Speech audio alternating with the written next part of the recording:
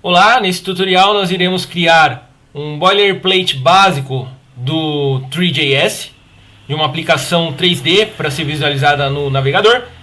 E vamos fazer alguns pequenos experimentos, por exemplo, instalar um Grid Helper para nos auxiliar na visualização da cena, e também instalar um plugin chamado Camera Controls, que vai nos fornecer alguns recursos adicionais para a gente poder orbitar pela nossa cena.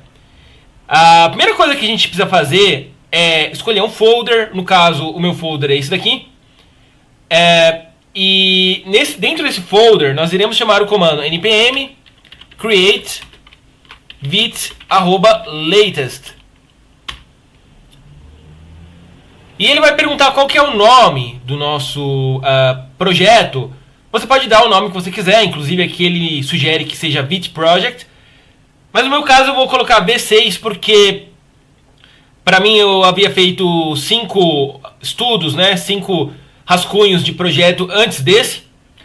E esse é o sexto, então portanto eu vou chamar de V6 e o V ele indica versão. Dá um Enter. Ele vai perguntar qual é o framework. Eu vou escolher Vanilla. TypeScript ou JavaScript, eu vou escolher JavaScript. E agora eu vou dar o comando cd v6 npm install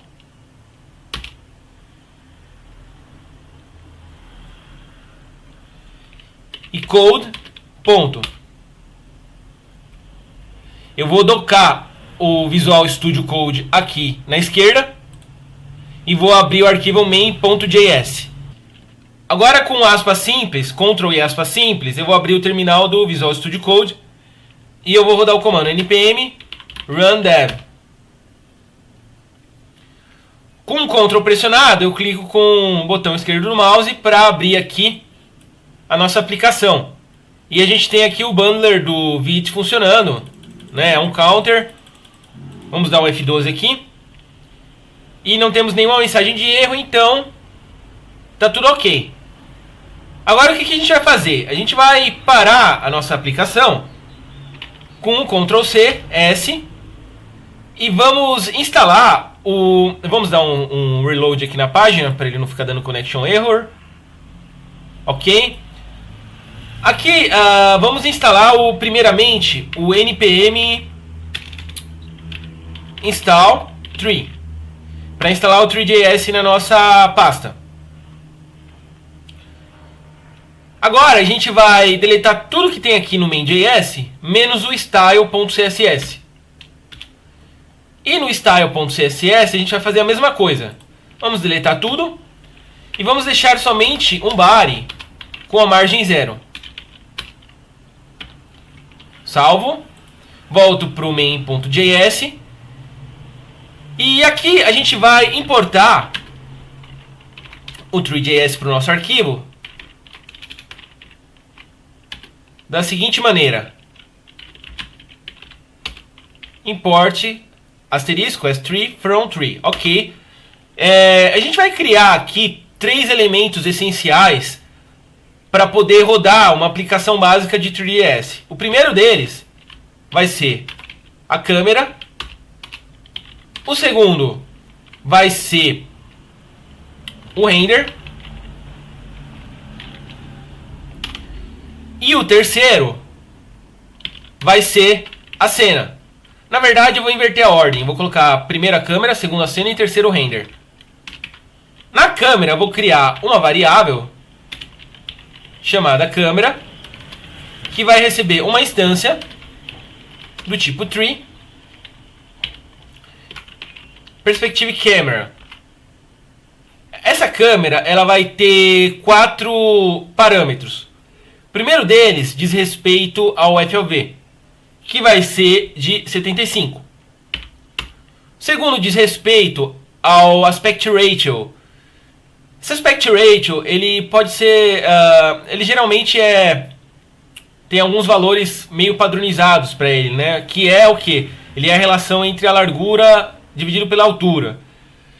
Em televisões mais antigas, por exemplo, essa proporção é de 1.333. Posteriormente, esse valor evoluiu para 1.77 E em valores mais widescreen ele costuma ser 2.33. Enfim, existem vários valores aqui para definir essa proporção, mas aqui a gente vai fazer de maneira automatizada, da seguinte maneira: window.innerWidth dividido por window.innerHeight.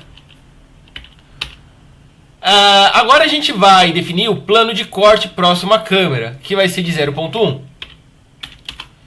E o plano de corte distante da câmera, que vai ser de 1000. Bom, agora a gente vai para a cena. A gente vai criar uma variável chamada cena. Eu estou usando aqui variáveis com nomes em inglês para manter a consistência com a nomenclatura que está especificada na documentação oficial do Three.js. E, bom, essa cena ela vai receber uma instância do tipo TreeScene. Ok? Vamos agora para o nosso render. Const render. Vai receber uma instância do tipo WebGL render. Esse render eu também vou precisar especificar o tamanho dele através do comando setSize. E aqui nós teremos parâmetros parecidos com o que a gente usou na câmera, mas a gente vai fazer isso um pouquinho diferente. O primeiro parâmetro é window.innerWidth. E aqui, em vez de dividir, a gente vai colocar uma vírgula. Window.innerHeight. Agora eu preciso adicionar esse render à nossa cena através do comando document.body.appendChild render.doElement. Agora eu preciso criar uma função que vai ser o loop principal do nosso app. Essa função, ela pode ter qualquer nome, mas eu vou chamá-la de animate. Novamente, para manter aqui a consistência com a nomenclatura usada na documentação oficial. Nessa função animate, eu vou chamar o render.render e eu vou definir os parâmetros cena e câmera. Ou seja, ele está renderizando, né, a nossa cena baseado na visão da câmera. Na sequência, eu preciso chamar o loop, né? Quer dizer, em um jogo ou uma aplicação gráfica no JavaScript, geralmente a gente usa Request Animation Frame. Aqui, no caso do Three.js, a gente tem uma função própria para isso. Essa função própria, ela é setAnimationLoop, que ela é um método que pertence ao render, a variável render. E aqui eu vou chamar a nossa função animate.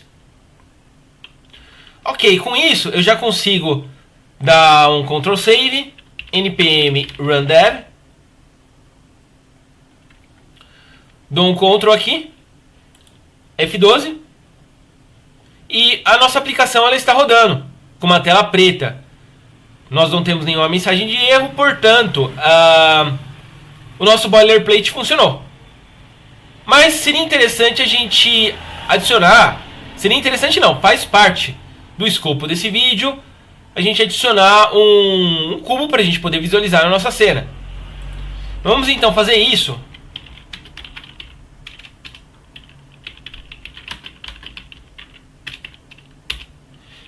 Criando aqui uma variável do tipo geometria, que vai receber uma instância do tipo tree, box geometry. Esse box geometry vai ter os valores de 1 por 1 por 1. A gente vai criar agora um material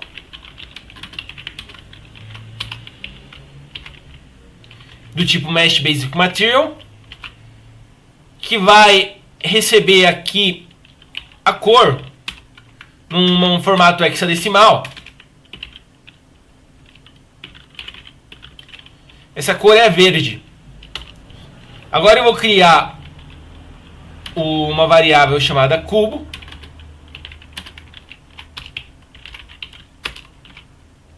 Esse cubo ele vai linkar a geometria que a gente criou ali em cima com o material. E por fim eu vou adicionar esse cubo na cena com o comando cine add cube. Agora eu vou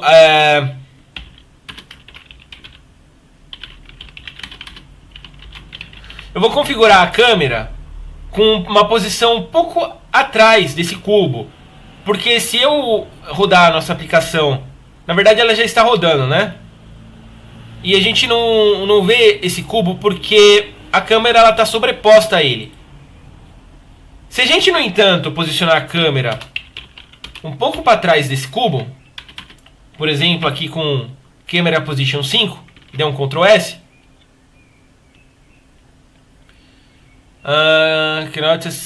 tá. Eu preciso movimentar essa cena aqui. Vou colocar essa cena aqui em cima. Ok. Reparem que eu inverti aqui a ordem, tá? Eu coloquei a cena acima da câmera para que não houvesse conflito aqui da ordem da criação dos materiais, né? Aqui o 3ds você precisa criar nessa ordem. Primeiro a gente cria a cena, depois a câmera, depois o render. Tá? Pelo menos é assim que funcionou aqui na minha aplicação. Bom, vamos lá. Continuando, eu criei a câmera com a posição aqui de 5 em Z. Vamos dar uma movimentação para esse cubo?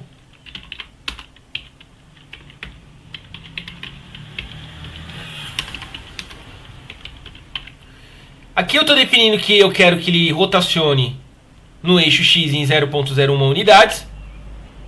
E eu também vou fazer isso para o eixo Y.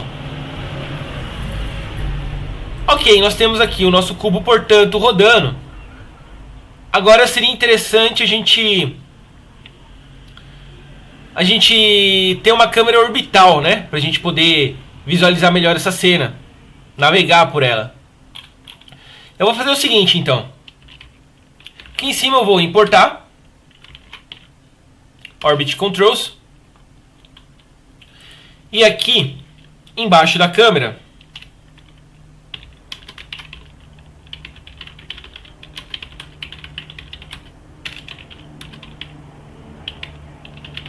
eu vou colocar a configuração dos controles orbitais.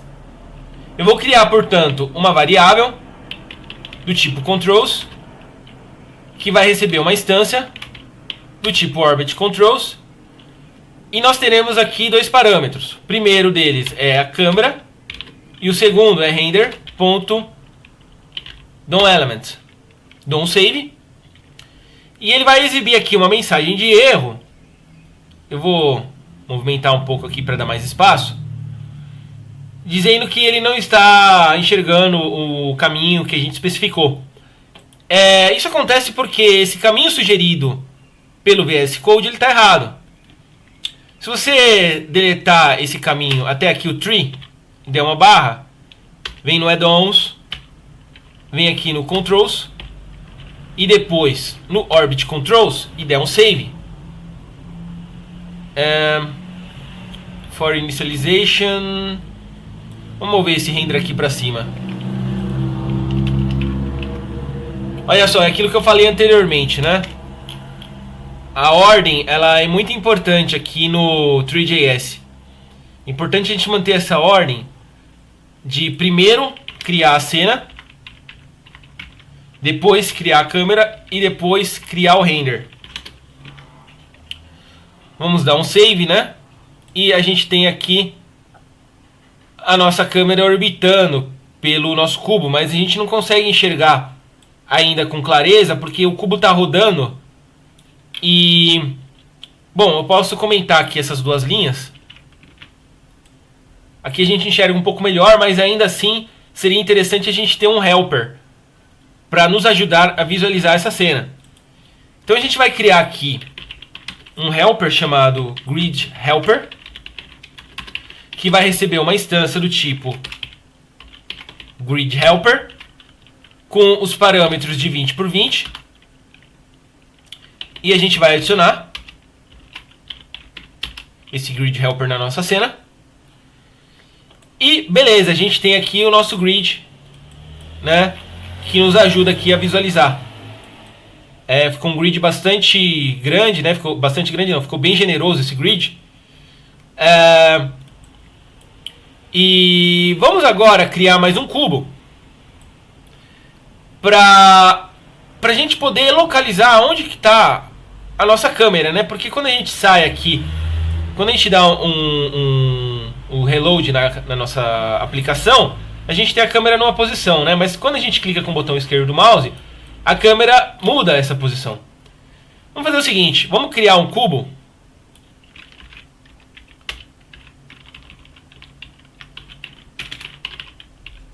Um segundo cubo. Esse segundo cubo ele vai receber o número 2 aqui na frente. Ele vai ter a cor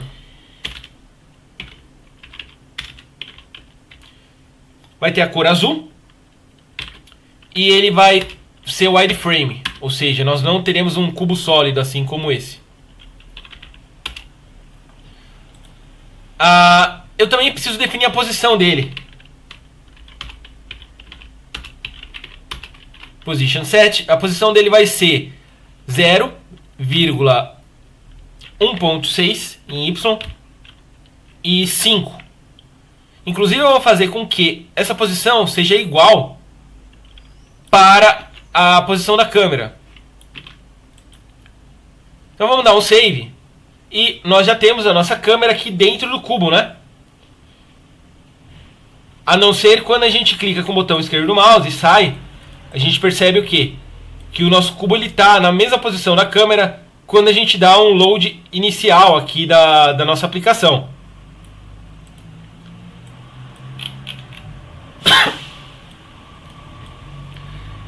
Agora eu vou fazer o seguinte, eu vou criar mais um cubo na nossa cena. Nessa extremidade aqui.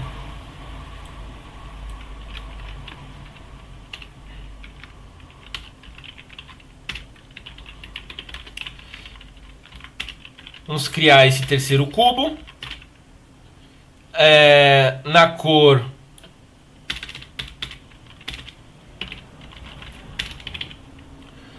vermelha.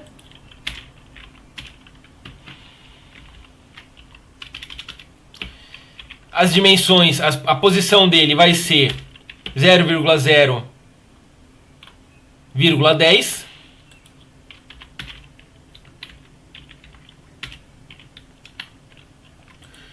Então, esse cubo ele vai ficar aqui nessa extremidade. E ele vai ter na cor vermelha e o wireframe desligado. Vamos dar um save. Ok, nós temos então agora uma cena com 3 cubos. Um deles, o azul, representa a câmera. O outro, eu coloquei ele aqui propositadamente porque eu quero fazer um experimento. Que é o seguinte, eu quero fazer uma câmera parecida com a do Google Street View. Se eu dou um save aqui, dou um reload, aliás, na nossa aplicação, quando eu saio com a câmera, quando eu mexo a câmera sai de posição. Eu poderia simplesmente pegar essa definição aqui que eu posicionei e copiar dentro do Loop Animate. Mas por algum motivo ele não funciona conforme esperado. Em vez disso, eu vou instalar um plugin aqui. Primeiro eu vou parar essa aplicação. Dar um save para a gente não ficar vendo mensagem de erro. E eu vou instalar o comando, através do comando npm install camera controls.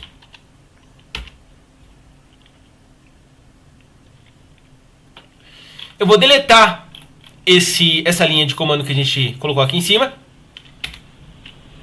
E eu vou dar um import camera controls. Abaixo dele eu vou colocar camera controls .install 3 3. Esse comando aqui ele corresponde à inicialização do nosso plugin. Além disso, eu também vou precisar criar uma variável chamada clock.